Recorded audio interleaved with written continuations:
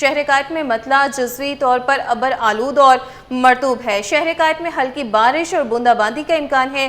موجودہ درجہ حرارت 28 ڈگری سینٹی گریڈ ریکارڈ، زیادہ سے زیادہ درجہ حرارت 33 ڈگری تک جانے کا امکان۔ موسم کا حوال جانتے ہیں رمشا اسماعیل سے۔ جی رمشا بتائیے گا۔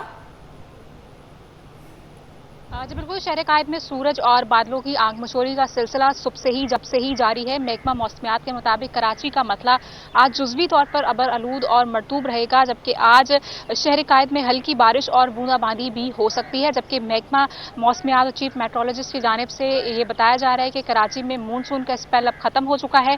مزید موسلادھار یا تیز بارشوں کا امکان نہیں ہے۔ کراچی میں امکان یہ ہے کہ ہلکی بارش اور بوندا باندی ہو سکتی ہے، وہ بھی لوکل ڈیولپمنٹ کے تحت سمندری بادل تشکیل پاتے ہیں، اس کے ساتھ سمندری ہوائیں چلتی ہیں، لہٰذا اس کے ساتھ جو ہے وہ ہلکی بارش اور بوندا باندی ہو سکتی ہے، جبکہ تیز بارش کے امکانات ختم ہو گئے۔ 2 سے 3 ملی میٹر بارش ہو سکتی ہے، اس سے زائد بارش کے امکانات کراچی میں اب نہیں ہے۔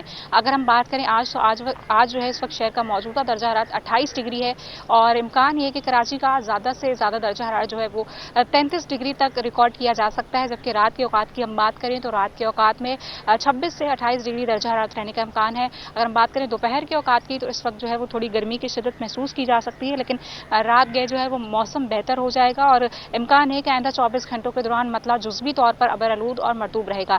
بات کریں ہواؤں کی تو اس وقت جو ہے وہ شہر میں جنوب مغرب سمت سے ہواؤں کی رفتار صرف اور صرف 7 کلومیٹر فی گھنٹہ ہے، جبکہ ہوا میں جو نمی کا تناسب ہے وہ 70% سے زائد ہے۔ اس کے ساتھ اگر ہم بات کر لیں شہر کے فضائی معیار کی تو چونکہ ہواؤں کی رفتار کم ہے، لہٰذا شہر کا فضائی معیار بھی مضر صحت ہے۔ کراچی پاکستان کے آلودہ ترین شہروں میں 9ویں نمبر پر موجود ہے، جبکہ ہوا میں آلودہ ذرات کی مقدار 110 پارٹیکولیٹ میٹرز ہے۔ محکمہ موسمیات کے مطابق اگر ہم کراچی کے موسم کی بات کریں تو امکان یہ ہے کہ کراچی میں کل تھوڑا گرمی کی شدت میں اضافہ ہو سکتا ہے، درجہ حرارت 34 سے 35 ڈگری بھی ریکارڈ کیا جا سکتا ہے، جبکہ آج جو ہے وہ کم سے کم درجہ حرارت 26 اور زیادہ سے زیادہ درجہ حرارت 33 ڈگری تک رہ سکتا ہے۔ جی ٹھیک ہے رمشا، بہت شکریہ اپڈیٹ کرنے کے لیے۔ ٹیکس دینے کے باوجود گلشن جمال میں پانی نہیں آتا، ہزاروں روپے خرچ کر کے ٹینکر خریدنا پڑتا ہے۔ متعلقہ حکام کو علاقے میں نئی پانی کی لائن بچھانے کا حکم دیا جائے۔ گلشن جمال میں پانی کی عدم فراہمی کے خلاف درخواست پر سماعت۔ گلشن جمال کا علاقہ واٹر کارپوریشن کی حدود میں نہیں، فیصل کنٹونمنٹ بورڈ کی حدود میں آتا ہے۔ واٹر کارپوریشن کے وکیل نے تحریری جواب جمع کرا دیا۔ کنٹونمنٹ بورڈ کے وکیل محمد عاصم نے وکالت نامہ جمع کرا دیا۔ عدالت نے فیصل کنٹونمنٹ بورڈ سے 26 اکتوبر کو جواب طلب کر لیا۔ مزید جانتے ہیں ممتاز جمالی سے۔ جی ممتاز، اس پر بھی اپڈیٹ کیجیے گا۔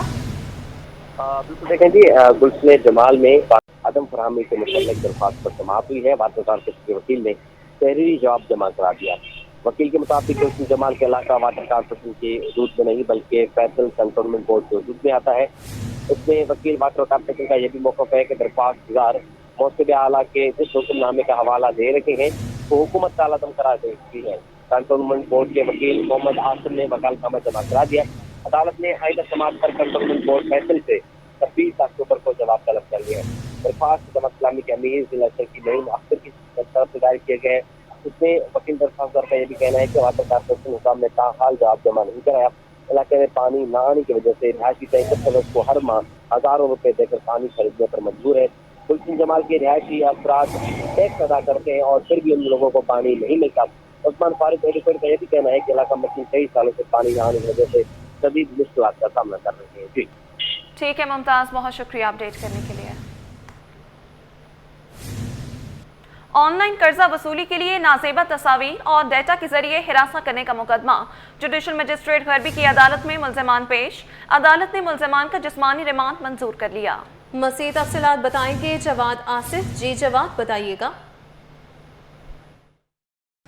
جی بالکل، آن لائن قرضہ وصولی کے لیے لوگوں کو ان کی تصاویر نازیبہ طریقے سے ایڈٹ کر کے اور ان کے ڈیٹا تک رسائی حاصل کرنے کا مقدمہ ہے۔ سائبر کرائم ایجنسی نے 6 ملزمان کو جوڈیشل مجسٹریٹ غربی انعام اللہ پھلپھوٹو کی عدالت میں پیش کیا ہے، جہاں پر تفتیشی افسر نے ان ملزمان کے جسمانی ریمانڈ کی استدعا کی ہے۔ ان ملزمان میں عبدالرشید، عمران خیر الاسلام، आबिद, उमर और अहमद रज़ा शामिल हैं। अदालत ने मुलजिमान का 18 सितंबर तक जिस्मानी रिमांड मंजूर करते हुए आइंदा समाअत पर पेशरफ रिपोर्ट तलब कर ली है। तफ्तीशी अफसर के मुताबिक जो है वो 3 मुलजिमान ने अहम इंकशाफात किए हैं। इन मुलजिमान में आबिद, उमर, अहमद रज़ा शामिल हैं, जिन्होंने बताया कि वो एज ए रिकवरी एजेंट काम करते थे और उनका काम था कि मुल्की और गैर मुल्की शहरियों की को जो है वो कॉल्स करके उनकी तस्वीर नाजेबा तरीके से एडिट करके उन पर जो है वो ज़ोर डाला जाता था।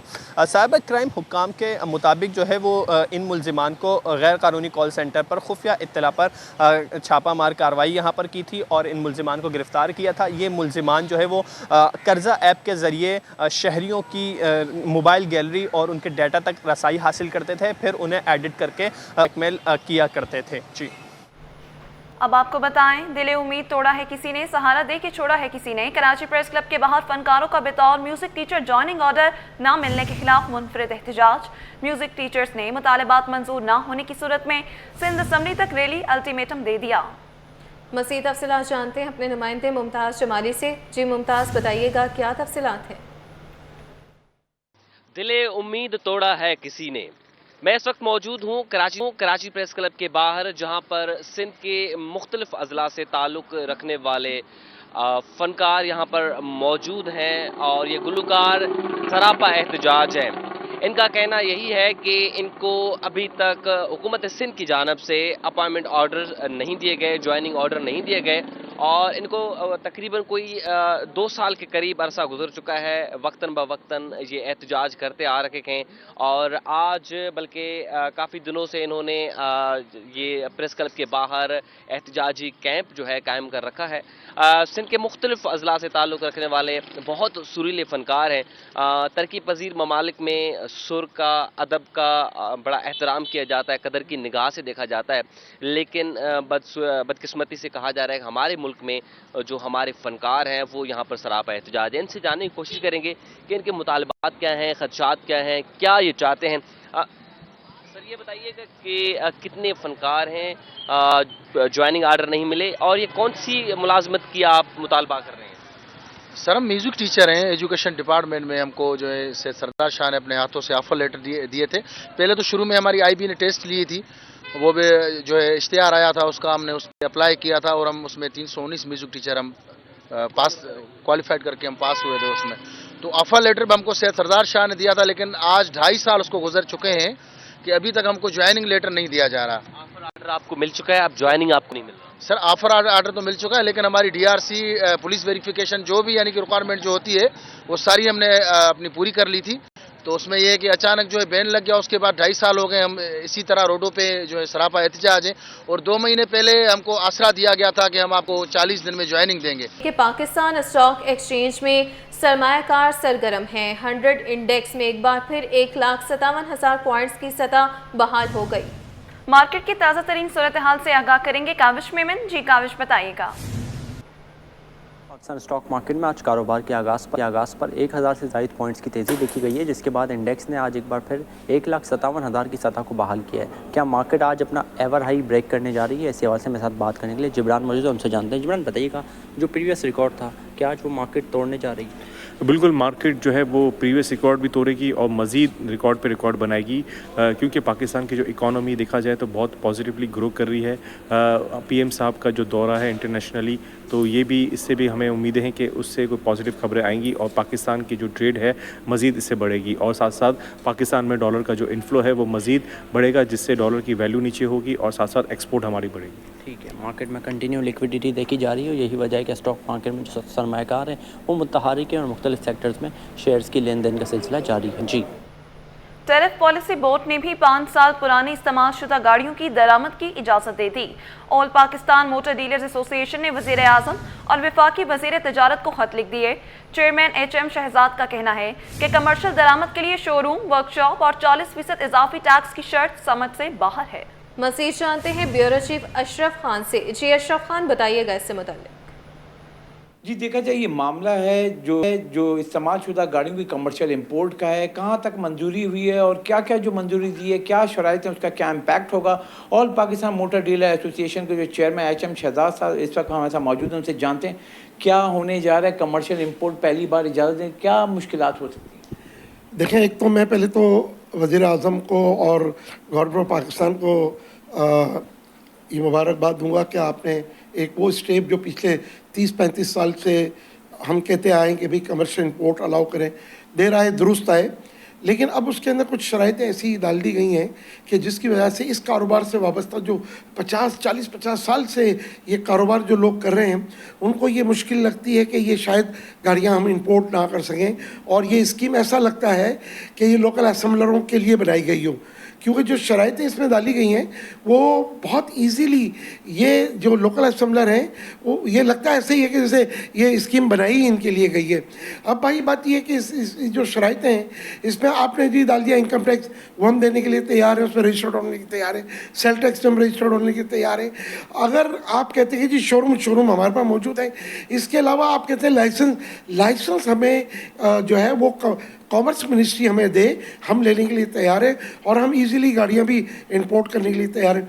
इसमें एक शर्त आपने ये डाल दी कि मज़ीद 40% हम ड्यूटीज़ बढ़ाकर आपको इजाज़त देंगे, तो भाई कौन मंगाएगा ये गाड़ियाँ? कोई भी नहीं मंगा सकता। जो मौजूदा ड्यूटी स्ट्रक्चर है उस पर IMF ने आपसे कहा है कि बतदरीज आप स्लोली ये ड्यूटीज़ और टैक्सेस को आप ख़त्म करें और 2030 में 15 या 20% सिर्फ ड्यूटीज़ रह जाएगी। तो हम उस तमाम चीज़ों पर काम करने के लिए तैयार हैं, हुकूमत को एक बड़ा रेवेन्यू भी देने के लिए तैयार है। आवाम को सस्ती मियारी गाड़ी जब हम दे पाएंगे कि जब आप इस किस्म की शर्तों को आप ख़त्म करें। तो मेरी अपील है आपसे कि खुदा रहा ये 40% जो आपने ये जो ड्यूटी डालने के लिए आप कह रहे हैं इसको ना डालें, ताकि इजीली गाड़ियाँ इंपोर्ट हो, आवाम को सस्ती मियारी गाड़ियाँ मिलें और आपको एक बहुत बड़ा रेवेन्यू मिले। जी, जैसा कि आपने सुना अहम तजावीज़ दी हैं, जो all Pakistan motor dealer association जो चेयरमैन उन्होंने वाज़ेह तौर पे कहा है कि हम लाइसेंस लेने को तैयार हैं, जो इंपोर्ट लाइसेंस होगा हमारे शोरूम मौजूद हैं, लेकिन इसके साथ जो वर्कशॉप की शर्त है वो पूरी होना मुमकिन नहीं है, और साथ ही कहा है कि जो हैवी टैक्सेस जो 40% इजाफी लगाए उसको वापस लिया जाए। जी, जामिया कराची के डिपार्टमेंट ऑफ जियोग्राफी के ज़ेर एहतमाम रोड सेफ्टी आगाही सेमिनार मुनक्किद किया गया। तकरीब में नेशनल हाईवे और मोटरवे पुलिस ने भी इश्तराक किया। मज़ीद जानते हैं सैयद सुबैर राशिद से। जी सुबैर, बताइएगा। बिल्कुल जी, देखिए इस वक्त मौजूद हैं यूनिवर्सिटी ऑफ कराची में और जामिया कराची के शोबे जियोग्राफी और नेशनल हाईवे पुलिस के इश्तराक से रोड सेफ्टी सेमिनार जो है वो मुनक्किद किया गया है, और रोड पे चलने के कवायद और कवानीन के हवाले से आज यहाँ पर हमारे जो अफसरान हैं इनकी जानिब से आगाही जो है वो दी गई है। और इस आज का जो सेमिनार है इसका बिलखुसूस मकसद ही यही है कि रोड सेफ्टी के हवाले से तलबा को जो है आगाही फराहम की जाए। कामरान साहब, बहुत शुक्रिया आपका, बहुत अच्छा इकदाम आपने उठाया है, अवेयरनेस इंतहाई नागुज़ीर है। सबसे पहले बहुत शुक्रिया, अस्सलाम वालेकुम।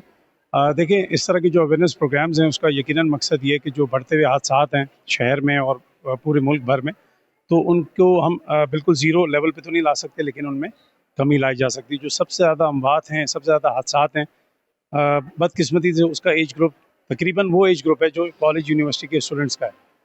तो सबसे पहले हमारी कोशिश ये होती है कि इस एज ग्रुप को हम तरजीह दें ताकि मैक्सिमम लेवल पे वो सेफ्टी को समझ सकें, अपना कंडक्ट बिहेवियर रोड पे बेहतर कर सकें, ताकि हादसात में कमी लाई जा सके।